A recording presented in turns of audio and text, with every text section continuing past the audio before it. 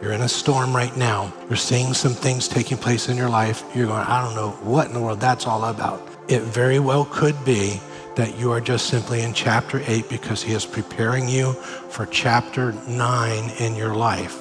So I want to highlight something here if I can. Jesus says, I want you to go out and I want you to heal the sick. I want you to raise the dead, and I want you to cast out demons.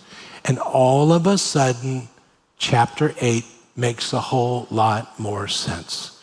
You see, what the disciples didn't realize is that chapter 8 was just preparation for what was going to take place in chapter 9.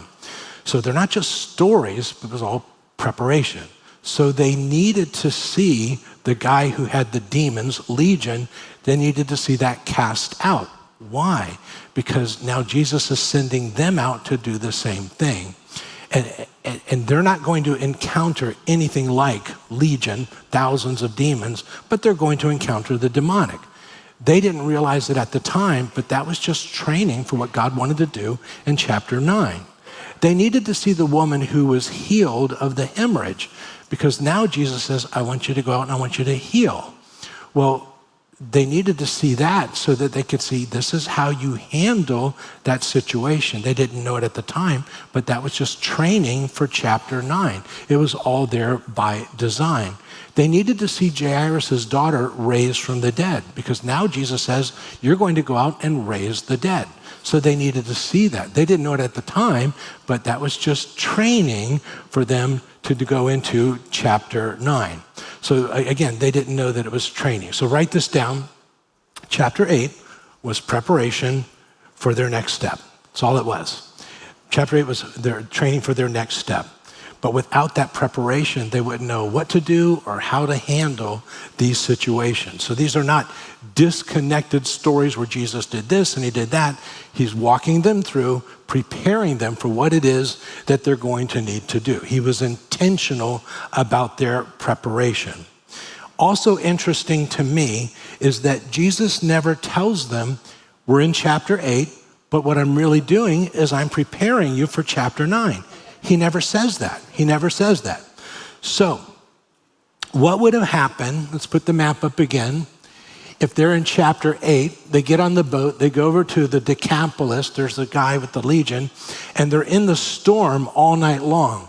And the disciples get over there to the other side, been through that storm, and they go, you know what? That storm nearly killed me. I nearly died in that storm. I'll tell you one thing. I am never getting on a boat with that guy again. I'm going to walk back around the whole lake if I have to, but I am not getting in that boat with that guy ever again. And that whole demon thing, I didn't sign up for that. That's some crazy stuff there. I'm not going to have any part of that. Well, here's what I can tell you.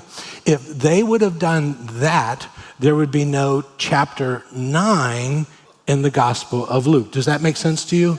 It was all preparing them for what was to come next. What was to come next. So, what I want to say to you is that for some of us here today, if we were to be honest, you're in chapter 8 in your life. You're in a storm right now. You're seeing some things taking place in your life. You're going, I don't know what in the world that's all about. It very well could be that you are just simply in chapter 8 because he is preparing you for chapter 9 in your life. So before you go, I'm not getting in the boat with that guy again.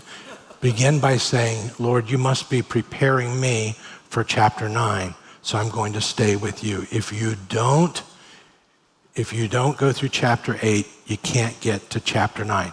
Chapter 8, he's doing it all. Chapter 9, they're going to do some things, and they're going to be so glad that they went through chapter 8.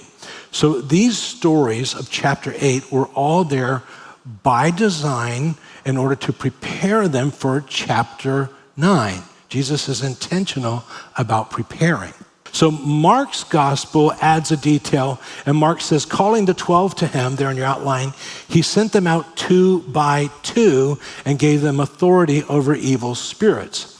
Jesus was with them in the boat. They were all together.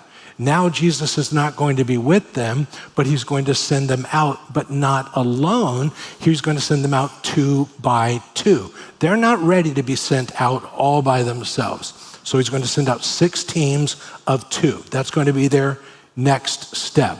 Now, when Matthew tells the story, Matthew adds a detail.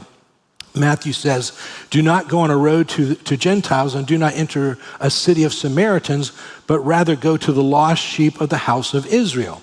So this trip, and you want to write this down, this trip is first sent to the lost sheep of Israel. So that's what he wants to do on this trip, which is preparing them for later on when he won't say, go to the lost sheep of Israel. He will say, go ye into all the world, and it's going to be very different. They're not ready for that yet. This is their next step.